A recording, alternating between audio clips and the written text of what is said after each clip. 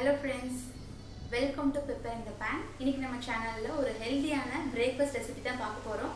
அதாவது மல்டிகிரெயின் தோசை எப்படி பண்றதுன்னு பார்க்கலாம். வீடியோ பார்க்கிறதுக்கு முன்னாடி இதுவரைக்கும் எங்க சேனலை சப்ஸ்கிரைப் பண்ணாதவங்க சப்ஸ்கிரைப் பண்ணிடுங்க and பக்கத்துல உள்ள பெல் ஐகானையும் கிளிக் பண்ணுங்க. அப்பதான் நாங்க போற அடுத்தடுத்த வீடியோக்கான நோட்டிஃபிகேஷன் வந்து சேரும். வாங்க வீடியோக்குள்ள போலாம்.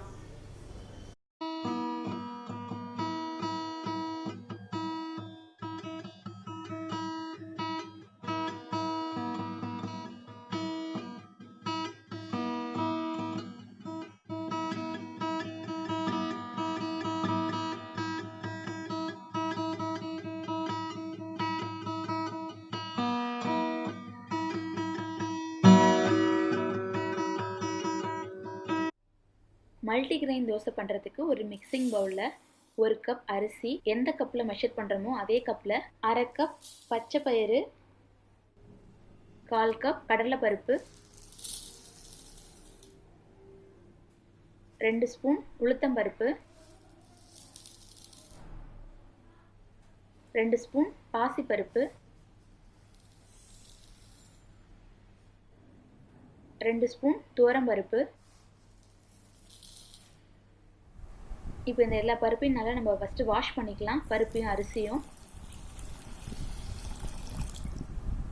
அடுத்தா நம்ம இந்த அரிசியும் பருப்பும் மூழ்கிற அளவுக்கு தண்ணி சேர்த்துக்கலாம். இதில்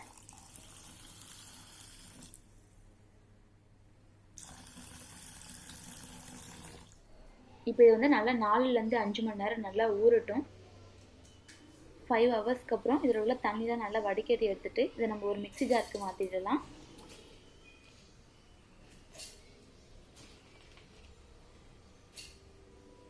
அடுத்ததாக இதில் 3 பச்சை மிளகாய், நறுக்குன சின்ன துண்டு இஞ்சி, 3 பல் பூண்டு, 1 ஸ்பூன் சோம்பு, தேவையான அளவு உப்பு, கொஞ்சமாக தண்ணி சேர்த்து அரைச்சி எடுத்துக்கலாம்.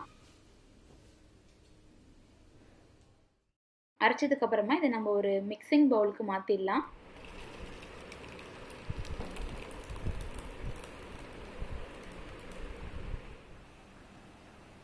அடுத்தா நம்ம இதில் கொஞ்சமாக பெருங்காயத்தூள் சேர்த்துக்கலாம்.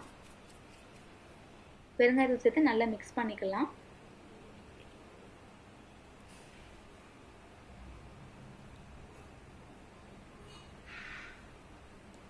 தவா நல்லா சூடாக இருக்குது. நம்ம வந்து இப்போ மல்டிகிரெயின் தோசை ஊற்ற ஆரம்பிக்கலாம்.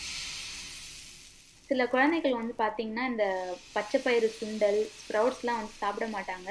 அந்த மாதிரி சாப்பிடாத பசங்களுக்கு இந்த மாதிரி தோசையாக பண்ணி தரும்போது ரொம்பவே விரும்பி சாப்பிடுவாங்க.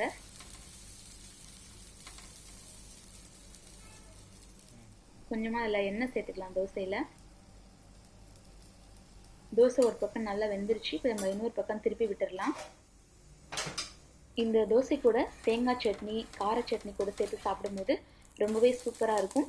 நீங்களும் இந்த ரெசிபியை உங்கள் வீட்டில் ட்ரை பண்ணி பார்த்துட்டு எப்படி இருந்துச்சுன்னு கமெண்ட் பாக்ஸில் சொல்லுங்கள்.